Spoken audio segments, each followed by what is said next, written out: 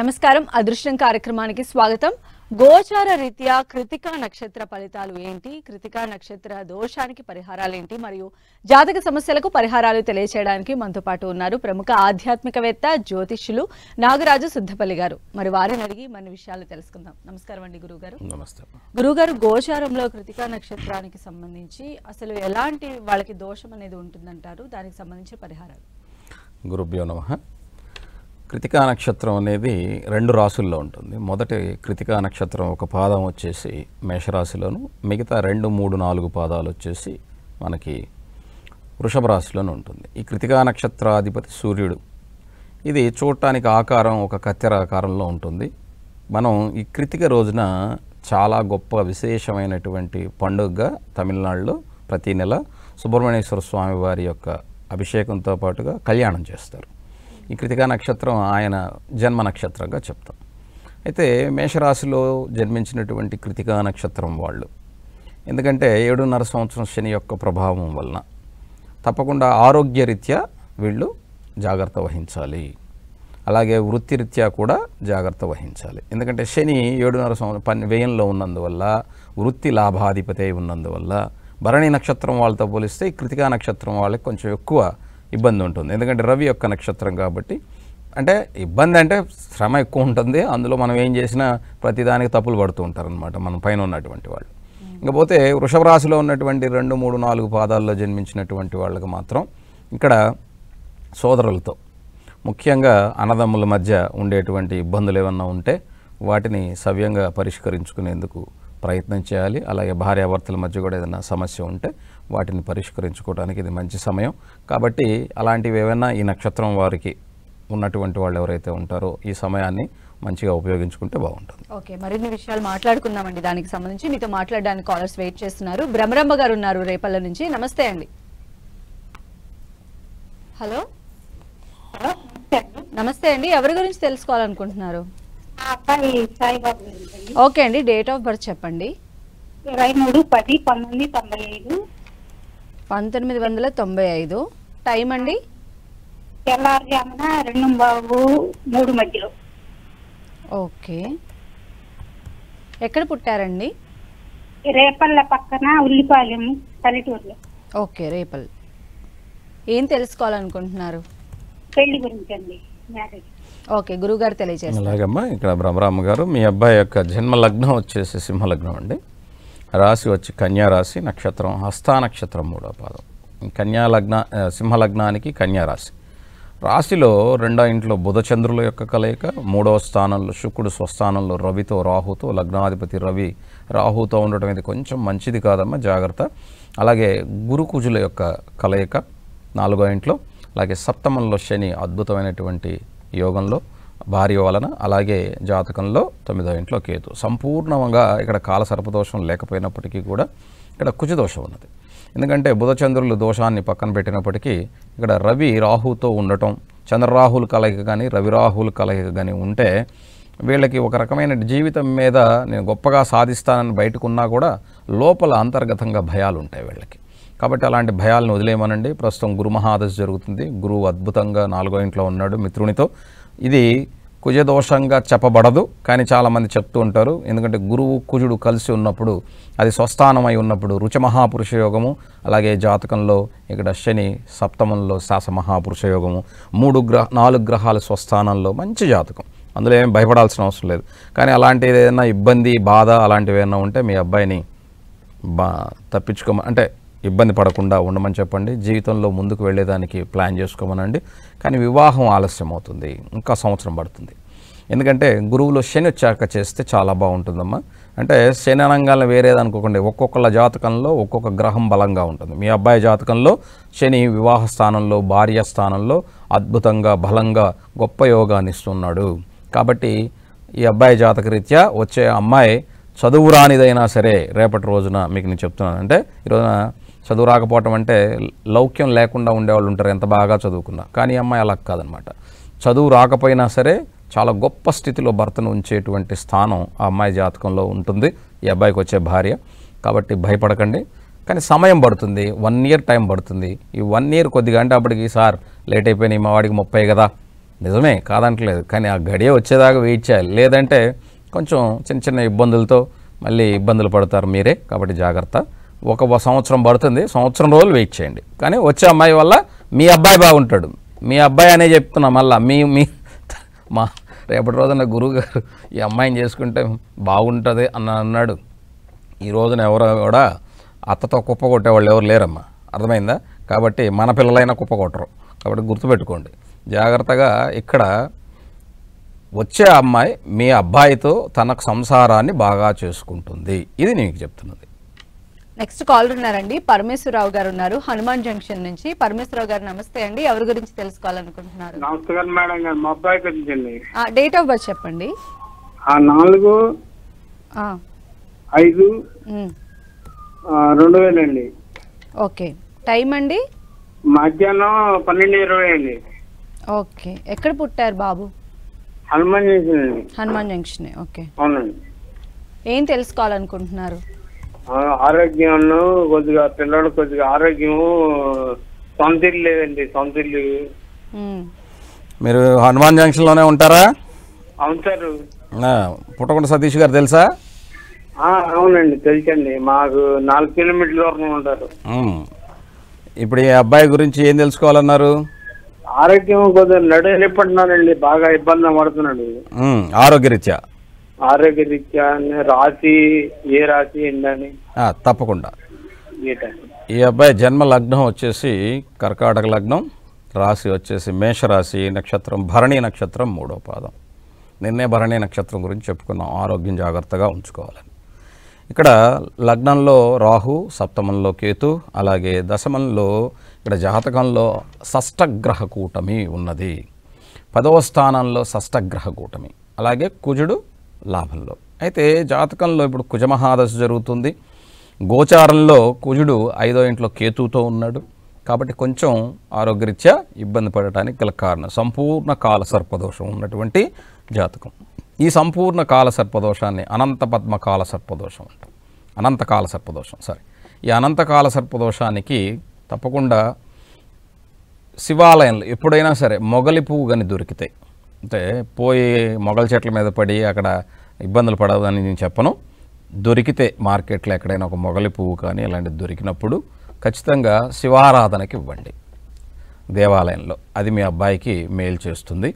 అంతేగాని ఆ మొగల చెట్ల మీద పడి అక్కడ గుట్టలు గుట్టలుగా ఉంటే పాములన్నీ ఉంటాయని చిన్నప్పుడు చెప్పుకుంటూ ఉండేవాళ్ళు, అలాంటి ఇబ్బందులు పడకండి. ఓకే. ఇక్కడ సర్పదోషానికి తప్పకుండా శివాలయంలో ఆరాధన అనేది, అంటే ఒక ప్రదోష కాలంలో ఎప్పుడైనా సరే వెళ్ళి దీపం పెట్టమని చెప్పండి.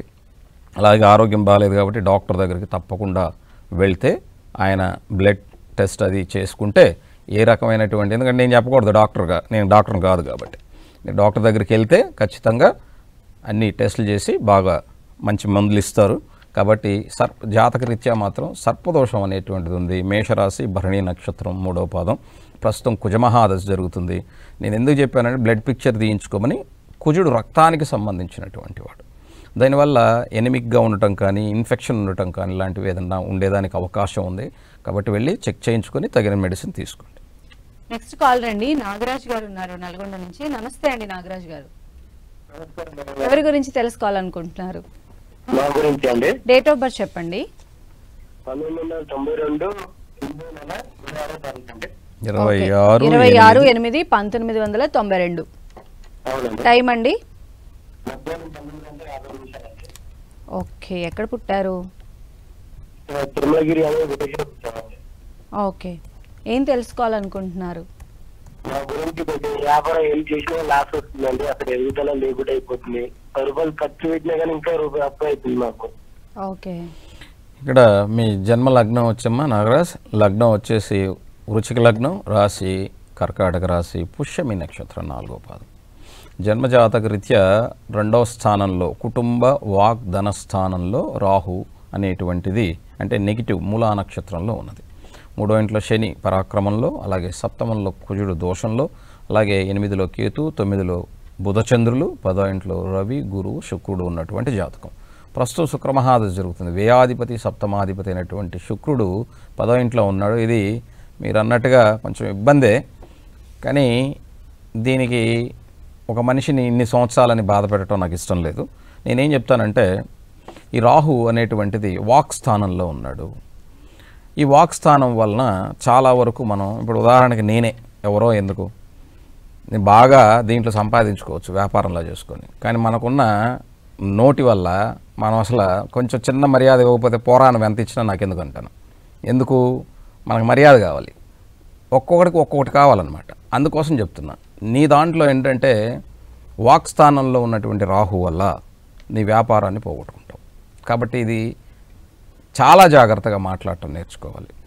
ఈ మాట్లాడటం ఎందుకంటే వ్యాపారంలో చాలా మాటలు చెప్పాలి, చాలా జాగ్రత్తగా ఉండాలి. అంతే తప్ప నాకేంటి ఇది జరుగుతుంది అనుకుంటే మాత్రం కష్టపడతాను నాన్న. దాదాపుగా ఈ శుక్రదశ ఉన్నంత వరకు కూడా నువ్వు ఎంత చేసినా ఏమంటే సామెత ఏదో మన వాళ్ళు చెప్తుంటారు అన్నమాట, లొట్టకే పొట్టకే అని. కాబట్టి ఈ రెండింటికి తప్ప దేనికి పనికి రాకుండా పోతుంది, ఎదుగుదల అనేది ఉండకుండా పోతుంది. కాబట్టి ఇది నీది స్వయంకృతాపరాధము అంటాం. ఇది అంటే వేరేలా అనుకోకు, నిన్ను నువ్వు మార్చుకో, దానివల్ల నీ వ్యాపారం బాగుంటుంది. తర్వాత నిన్ను నువ్వే గొప్పగా నేను ఇంత కష్టపడి ఈ స్థాయికి వచ్చానని చెప్పుకునేదానికి ఒక ఏమంటారంటే నీకు అడగడం ఒక మంచి స్టోరీ ఉంటుంది. కాబట్టి దయచేసి మనందరం చేసే పని ఏమిటంటే, మీరైనా నేనైనా ఎవరైనా సరే, మనం అన్నీ తెలిసి కూడా ఒక్కొక్కసారి తట్టుకోలేమన్నమాట. అందువల్ల ఇబ్బంది కలుగుతుంది. కాబట్టి దయచేసి మీరు అందరూ కూడా ఈ వాక్ స్థానంలో ఉన్నటువంటి రాహు వలన సార్ దీనికి పరిహారం చెప్పండి అని అడుగుతారు. పరిహారం అంటే నువ్వు మారటమే నాయన. మారకుండా నేను పరిహారం చేస్తా దేవుడికి దీపం పెడతా అంటే కుదరదు. కొంతమందికి అది పాపం, కానీ మనకు మాత్రం వాక్ స్థానంలో ఉన్నటువంటి ఈ ఇబ్బంది వలన తప్పకుండా మనం మారాలి. మన మాట నెమ్మదిగా చెప్పాలి. అంతే తప్ప అది ఉంటే తీసుకుంటే తీసుకోలేకుండా దొబే అంటారు చాలామంది. అలా చేయకూడదు. ఎందుకంటే వ్యాపారం అనేది చాలా లౌక్యంగా చేసుకోవాలి. నేనేం చెప్తానంటే మాటతో పాటుగా లౌక్యంగా మాట్లాడటం నేర్చుకుంటే తప్పకుండా నీ వ్యాపారంలో నష్టాన్ని నువ్వు పూడ్చుకోగలవు. ఇది ప్రాక్టికాలిటీ. ఇకపోతే ఆధ్యాత్మికంగా భక్తిపరంగా ఏదైనా చెప్పండి గురుగారు అంటే, నువ్వే చెప్పావు తిరుమలగిరిలో మేము పుట్టామని. కాబట్టి తిరుమలగిరిలో వెంకటేశ్వర స్వామి వారు ఉంటారు. వారి దగ్గరికి మీకు వీలైతే నెలకొక్కసారైనా వెళ్ళి శనివారం రోజున వారిని దర్శించి నువ్వు వారి యొక్క ఆశీర్వాదం పొందితే బాగుంటుంది. నెక్స్ట్ త్రివేణి గారు ఉన్నారు గుంటూరు నుంచి. నమస్తే అండి త్రివేణి గారు. నమస్తే అండి. ఎవరి గురించి తెలుసుకోవాలనుకుంటున్నారు? అబ్బాయి గురించి అండి. డేట్ ఆఫ్ బర్త్ చెప్పండి అమ్మా. 2006 సంవత్సరం అండి. 2006 20 జూలై నెల. జూలై 7 27/2006. టైం అండి సాయంత్రం 6:55 అండి. ఓకే. ఎక్కడ పుట్టాడు బాబు? వినుకొండలో పుట్టారు. వినుకొండ. అవును. ఓకే. ఏం తెలుసుకోవాలనుకుంటున్నారు? మా అబ్బాయి చదువు బాగా చదువుకుంటారు, ఆరోగ్యం అవన్నీ తెలుసుకుంటాను మా అబ్బాయి గురించి. అలాగే అమ్మా, ఇక్కడ మీ అబ్బాయి జన్మ జాతకం వచ్చేసి మీరు ఇచ్చిన డేట్ ఆఫ్ బర్త్కి లగ్నం మకర లగ్నం తల్లి, రాశి వృషభ రాశి, నక్షత్రం కృతికా నక్షత్రం 4వ పాదం. ఈరోజే చెప్పా కృతికా నక్షత్రం గురించి. ఇక్కడ పంచమ స్థానంలో చంద్రుడు ఉచ్చస్థితిలో చాలా బాగున్నాడు. 3వ ఇంట్లో రాహు పరాక్రమంలో, విద్యాస్థానాధిపతి మాత్రం కుజుడు 8వ ఇంట్లో ఉన్నాడు తల్లి.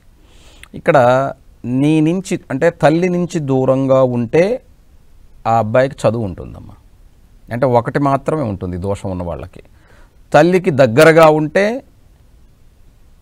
చదువు అనేది తగ్గిపోతుంది. లేదు సార్ నేను మా అబ్బాయి నా దగ్గరే పెట్టుకొని నేను చదివించుకోవాలి, వాడికి ఏదన్నా పరిహారం చెప్పండి అంటే మీ వాడు నీకు శత్రువు అయిపోతాడు. ఈ 3 కారణాలు ఉంటాయి. మాతృస్థానాధిపతి మకర లగ్నానికి 8వ ఇంట్లో సింహంలో ఉంటే ఈ 3 ఒకటి జరుగుతుంది ఖచ్చితంగా. అంటే బాగన్నా చదువుకుంటారు, లేదా చదువు అన్న తగ్గిపోద్ది, లేదా తల్లి కన్నా దూరంగా ఉంటారు, లేదా తల్లి శత్రువుగా మారిపోద్ది. కాబట్టి ఈ 3 ఏదో ఒకటి మాత్రం ఉంటుంది. కాబట్టి దాన్ని మీకు ఏది కావాలో సెలెక్ట్ చేసుకొని మీ వాడిని దూరంగా పెట్టి చదివించుకుంటారా, దగ్గరే ఉండి శత్రువు అవుతారా అన్నది మీ ఇష్టం. ఎందుకంటే ఇది ప్రాక్టికాలిటీలో నేను ఎంతోమందిని చూశాను, మా ఇంట్లో కూడా చూశాను చాలామందిని, అందుకని చెప్తాను. ఇక్కడ జన్మలగ్నానికి సంబంధించి విద్యాస్థానాధిపతి అష్టమంలో, సింహరాశిలో, మిత్రరాశిలో ఉన్నందువల్ల చదువు ఉంటుంది, చదువు లేకుండా ఉండదు. కానీ మనవాడు చదువుకునే దానికి ఒక లైన్లో వెళ్తే బాగుంటుంది. కానీ మనవాడు నేను ఐఏఎస్ అవుతాను, నేను అది చదువుతాను అంటే అది అవ్వదమ్మా, అలాగే కూర్చుంటాం. కాబట్టి వాడి యొక్క తెలివితేటలు బ్రతకటానికి చాలా బాగా పనికొస్తాయి. మీ వాడివి జాతకంలో 10వ ఇంట్లో గురువు చాలా అద్భుతంగా ఉన్నాడు అనమాట. దానికోసం చెప్తున్నాను. కుజదోషం ఉన్నది. ఈ దోషం వలన ఈ పెళ్లిలో కూడా ఆటంకాలు ఉంటాయి. ఇలా చాలా ఉన్నాయి. అవి పక్కన పెడితే ఇక్కడ భయపడాల్సిన అవసరం లేదు. ఎందుకంటే దేన్నైనా సరే ప్రయత్నంతో ఖచ్చితంగా సాధించవచ్చు. కష్టం అనేది లేకుండా ఏం రాదు. ఇప్పుడు మనం పొలంలో పంట వేస్తాం, ఊరికినే రాదు, విత్తనాలు చల్లితే దానికి ఎంతో చేయాలి కదా. కాబట్టి రాహుదశ జరుగుతుంది కాబట్టి మీ వాడి దాంట్లో మీ వాడు దాన్ని గెలవటానికి ఆస్కారం ఏమిటంటే చదువులో కానీ మిగతా వాటిలన్నిలో కూడా కృషి ఎక్కువ చేయాలి, బాగా శ్రమపడాలి. దానివల్ల తప్పకుండా బయటకు కూడా వెళ్ళి తన ఉద్యోగం చేసుకునేదానికి చాలా చక్కనైన అవకాశం. కానీ కుజదోషం ఉన్నందువల్ల ప్రతినిత్యం రాహు మహాదశ జరుగుతుంది కాబట్టి సుబ్రహ్మణ్యేశ్వర స్వామి వారి యొక్క ఆరాధన లేదా సుబ్రహ్మణ్యేశ్వర స్వామి వారి యొక్క బీజమంత్రాన్ని ప్రతిరోజు చదువుకోవటం ద్వారా తప్పకుండా అతని యొక్క మానసిక శక్తి బలపడుతుంది. నెక్స్ట్ చంద్రకళ గారు ఉన్నారండి. నమస్తే అండి చంద్రకళ గారు. ఎవరి గురించి తెలుసుకోవాలనుకుంటున్నారు?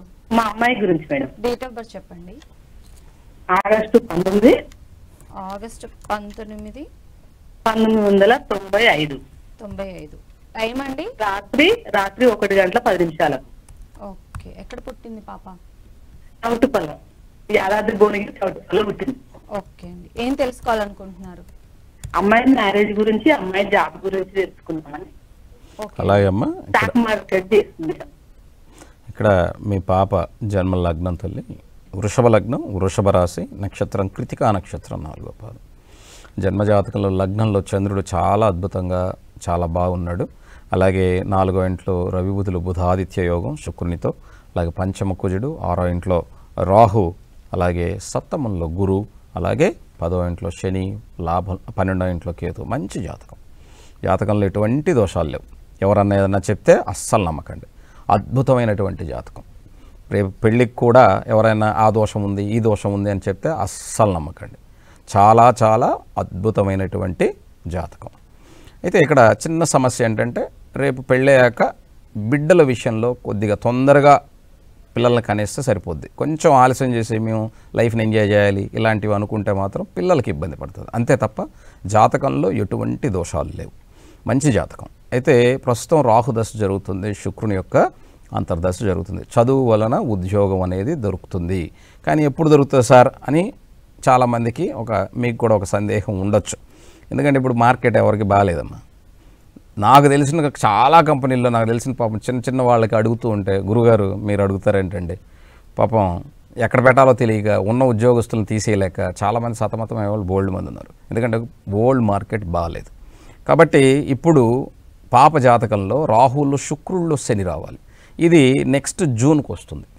అప్పటి వరకు ఉద్యోగంలో ఉన్నటువంటి సమస్య ఏదైనా ఉందంటే అప్పటి వరకు ఇబ్బంది కలుగుతుంది. కాబట్టి అప్పటి వరకు ఏ చిన్నది దొరికినా కూడా వెళ్ళి జాయిన్ అవ్వమని చెప్పండి. లేదా ఇంకా కొత్తగా కోర్సెస్ ఏవైనా సంబంధం, ఇప్పుడు ఆర్టిఫిషియల్ శాప్ అనేది ఇప్పుడు అందరు పక్కన పెట్టేస్తున్నారు తల్లి. మన వాళ్ళేమో ముందు నేర్చుకోరు, అది కరెక్ట్గా వచ్చే సమయానికేమో అది అయిపోతుంది.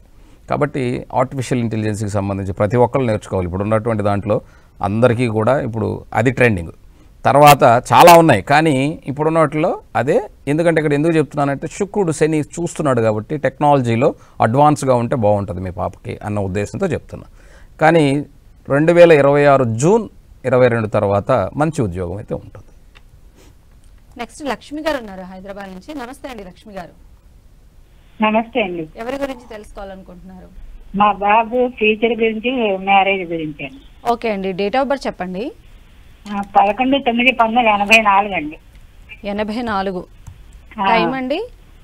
టైం ఉదయం 10:40 అండి. ఓకే. ఎక్కడ పుట్టారండి? ఏలూరండి. ఓకే. ఏం తెలుసుకోవాలనుకుంటున్నారు? బాబు ఫ్యూచర్ అలానే మ్యారేజ్. ఫ్యూచర్ అనేది ఒక మాటలో చెప్పేదానికి బాగుంది అంటే మీరు సంతోషపడతారేమో, కానీ ఫ్యూచర్ ఒక మాటలో చెప్పలేమమ్మా. అది ఇంత చాటబారుతూ ఉంటుంది. ఓకే, మీ క్వశ్చన్ అడగండి. మ్యారేజ్. ఓకే. ఇక్కడ లగ్నం వచ్చేసి రుచిక లగ్నం, రాశి వచ్చేసి మీన రాశి, నక్షత్రం ఉత్తరాభాద్ర నక్షత్రం 1వ పాదం. జాతకంలో కుజకేతువుల యొక్క కలయిక ఉన్నది. వృచ్చిక లగ్నంలో కుజకేతువుల కలయిక అది మంచిది కాదమ్మా. గొప్ప యోగాన్ని ఇచ్చినా, మంచి కుటుంబంలో పుట్టించిన, ధనాధిపతి ధనస్థానంలో ఉండి డబ్బులు సంపాదించుకున్నా, ఇక్కడ సప్తమ రాహు ఉన్నందువల్ల ఆయన ఇష్టపడ్డామని చేసుకొని ఇచ్చినట్లయితే ఈ గొడవ ఉండేది కాదు. ఆయన ఇష్టపడ్డామని చేసుకోకపోవటము, లేకపోతే వన్ సైడ్ లవ్ అయితే మాత్రం ఇలాంటి ఇబ్బందులు జాతకంలో వస్తాయి. ఎందుకంటే 10వ ఇంట్లో రవి బుధులు అద్భుతంగా ఉన్నారు. ఇక్కడ జాతకంలో వేయంలో ఉన్నా కూడా శని ఉచ్చస్థితిలో ఉన్నాడు. అలాగే ఏకాదశంలో శుక్రుడు ఉన్నాడు. శుక్రుడు నీచపడిపోయి ఉన్నప్పటికీ కూడా ఏకాదశంలో చంద్రుని చేత చూడబడుతూ ఉన్నాడు. కాబట్టి ఇక్కడ జాతకరీత్యా శుక్రమహాదశ మొదలైంది. ఈ శుక్రుడు దాదాపు 20 సంవత్సరాల పాటు ఉంటాడు.